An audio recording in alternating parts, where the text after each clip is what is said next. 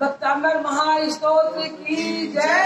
मानतुंग आचार्य जी की जय। भक्तांबर प्रणत मौलि मणि प्रमाण मुद्योतकं दलित पापतमोवितान सम्यक् प्रणम्य दिनपाद युगं युगादा वलं गलं भवजने तत्काम्यनानां यशस्तुत सकलवाङ्मयतत्त्वबोधा उद्भूत बुद्धिमटुभि सुरलोकनाथ स्तोत्रे जगत्रिदर्शित हरेरुदारे स्तोत्रे किलामपितं तत्त्वमन्दिरेन्द्रं बुद्ध्या विना विभुतार्चित पादपीठ स्तोतुं समुदकमतिर्वि तत्त्वभोगं बालं विहाय जलसंस्तबिन्दुमेघं वन्दे कलितटिजन सरसाग्रहीतं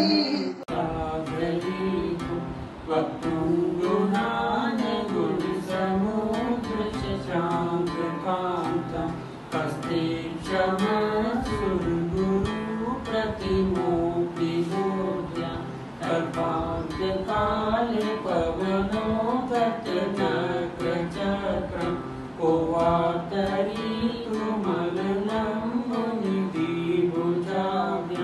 सोऽहं तथापि तद्भक्तिवशान्मुनीश कृतं स्वं विगतशक्तिरपि प्रवर्त विद्यात्मवीरमविचार्य निजशिशुं परिपालनार्थम्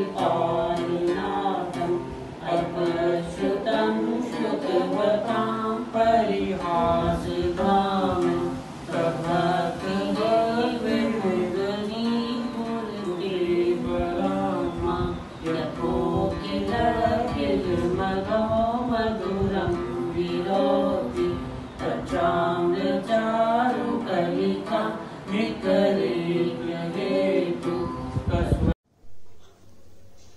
तस्वस्वनेन भवसन्नतिसन्निबद्धं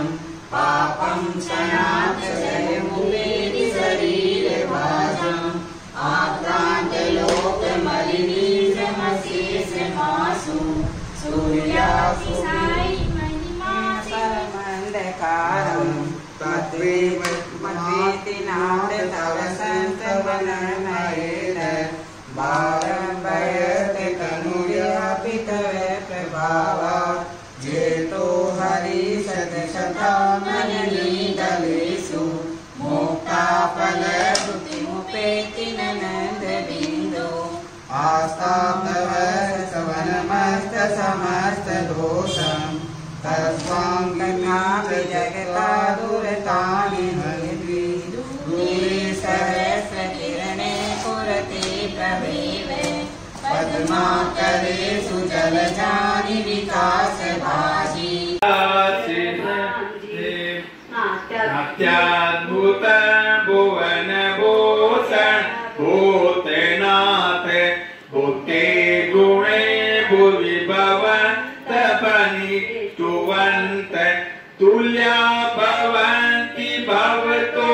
ननु तेन किं वा भूत्यासितं य इयनाम समं करोति दृष्ट्वा भवन्तमनिमेष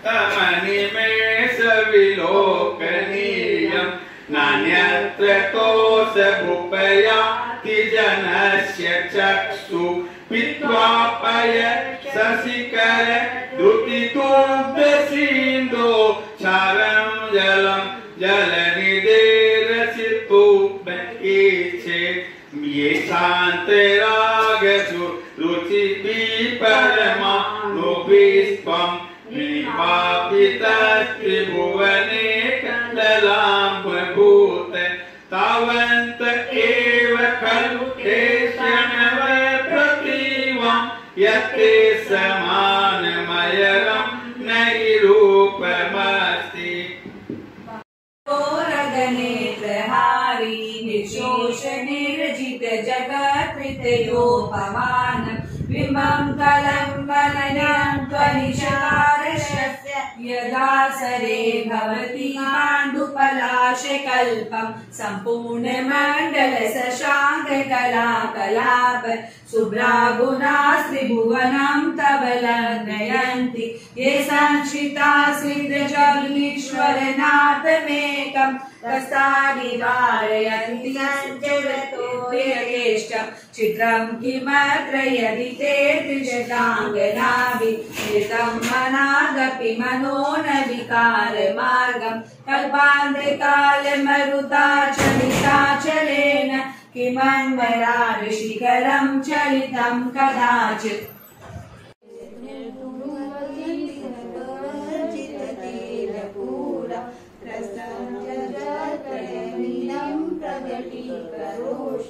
गम्यो न जातु मरुतां चलिताचलानां विभोपरस्वमसिनाथ जगत्प्रकाश नास्तं कदाचिदुपयासि न राहुगम्य स्पर्शीकरोषि सहसा युगपज्जगन्ति नाम्बोदरोदर निरुद्ध महाप्रभाव सूर्यातिशाय महिमासि मुनीन्द्रलोके दिव्योदयं दलितमोह महानकार गम्यं धराहुवदनस्य नवारिदान विभ्राजते तव मुखाब्जमनल्पगानि विद्योदय जगत्पूर्वशशाङ्कबिम्बम् किं सर्वरीषु शशिनानि विवसता वा युष्मन्मुखेन्द्रदलितेषु तमसुनाथ निष्पन्नशालि वनशालिनि जीवलोके कार्यं कियज्जलधरैर्जलभारिणं ज्ञानं यथा त्वयि विभाति कृतावकाशं एवं तथा हरिहरादिषु नायकेषु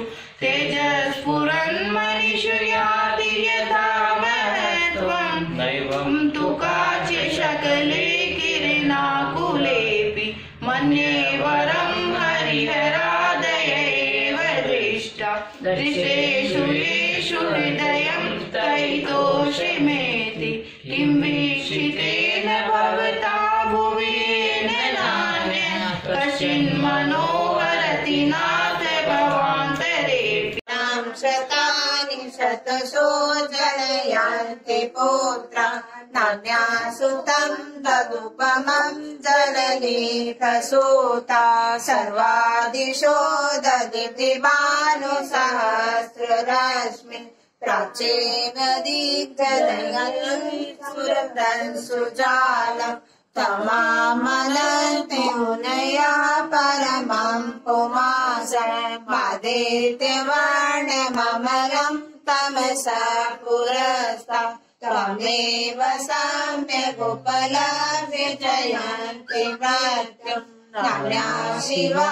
शिवपदस्य मुनीन्द्रपन्था त्वमन्वयम् विलुमचैत्यमसङ्ख्यमान्यम् ब्रह्माणमीश्वरमनङ्गमनङ्गकेतुम् योगीश्वरम् विधिप्रयोगमनेकमेकम् ज्ञानस्वरूपममलम् प्रवदन्ति सन्तः बुधस्तमेव विबुधाचितबुद्धिबोधस्तमेव विबुधाचितबुद्धिबोध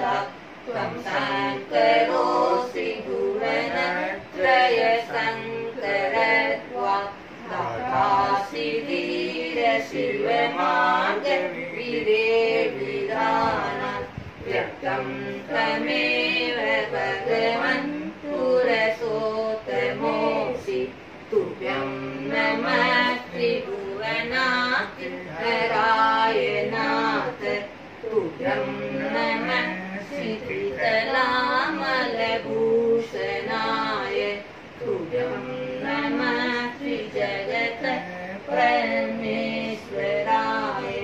तुभ्यं नमो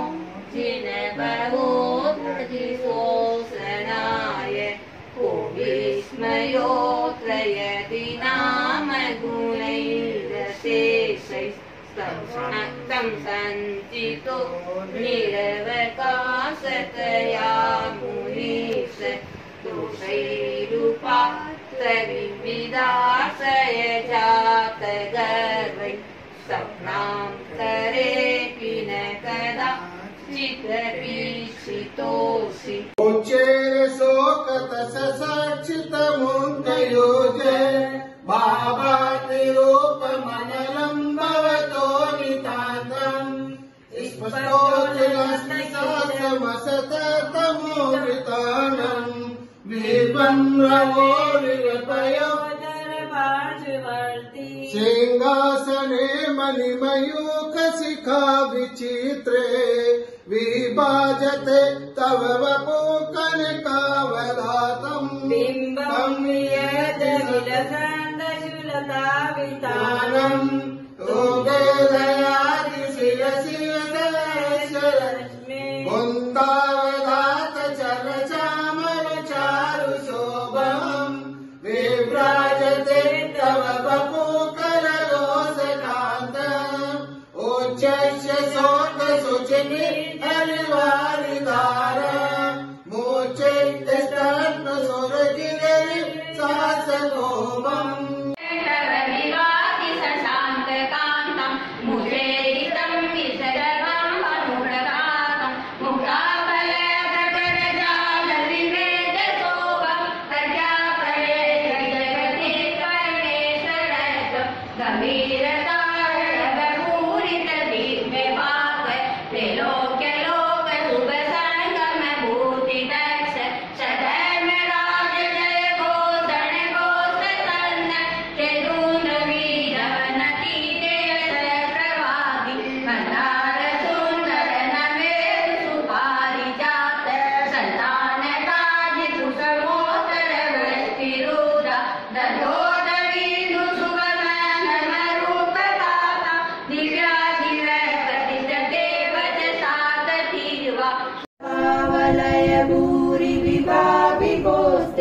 लोकत्रये दुतिमतां दुतिमां क्षिपन्ति प्रोदधिवाकरनिरन्तरभूरिसङ्ख्या दिव्यजयत्यपि निशामपि सौम्य सर्वापवर्गगममार्गविमार्गज्येष्ठ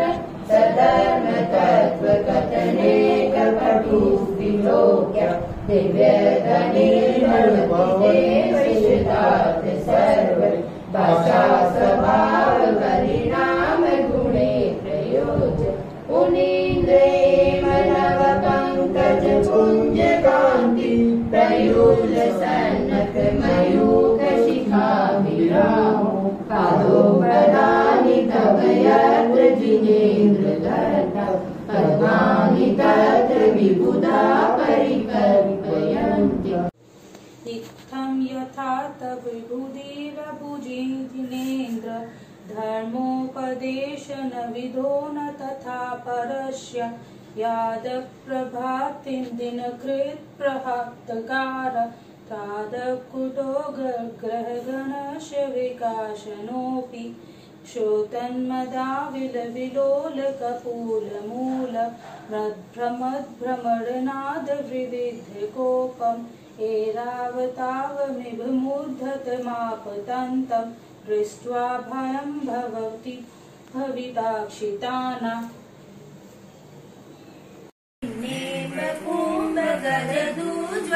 ज्वलशोणितात् मुक्ताफलप्रकरभूषित भूमिभाग वदक्रमक्रमगतं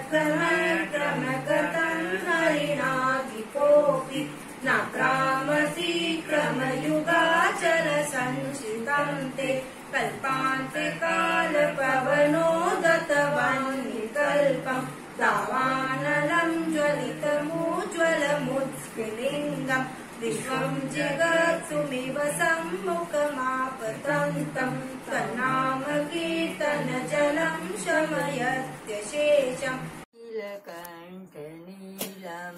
कुदोदतं फणिनमूर्तिफणमापतन्तम् आक्रामति कर्मयोगेन निरस्तसङ्क तनामनागदमनीयधियस्य पोषम् बल्गतुरगजगजितभीमनाद माजो बलं बलवतामभिभूपतीनाम् उद्दिवाकरमयूखशिखापविदम् ततचितं नातं सुविधामुपेति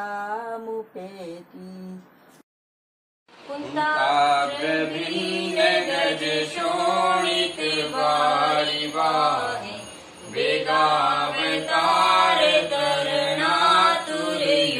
वेगावतारतरणातुरयोधभीमे युद्धे जयं विजितदुर्जय जय पक्ष स्वपादपङ्कजनाश्रयो लभन्ते अम्भोनिधौ शुभितभीषण नक्रचक्र पाठीन पीठभयदोर्बणबाणवाग्नो रङ्गतरङ्गशिखरचित्रयानपात्र ससंविहाय भवतः स्मरणाद्भजन्ति